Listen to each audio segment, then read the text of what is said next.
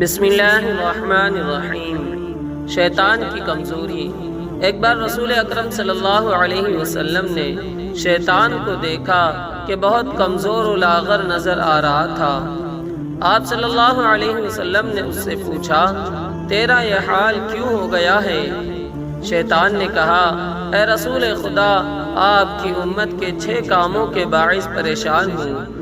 مجھے ان کاموں کے دیکھنے کی طاقت نہیں ہے اور میں ان کا تحمل نہیں ہوں۔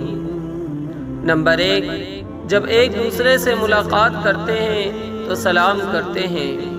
نمبر 2، ایک دوسرے سے مصافحہ کرتے ہیں۔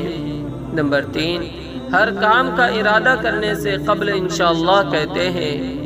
نمبر 4، گناہ ہو جائے تو استغفار کرتے ہیں۔ نمبر 5، آپ کا نام سنتے ہیں، صلوات پڑھتے ہیں۔ نمبر 6، ہر کام کی ابتدا میں بسم اللہ الرحمن الرحیم کی تلاوت کرتے ہیں۔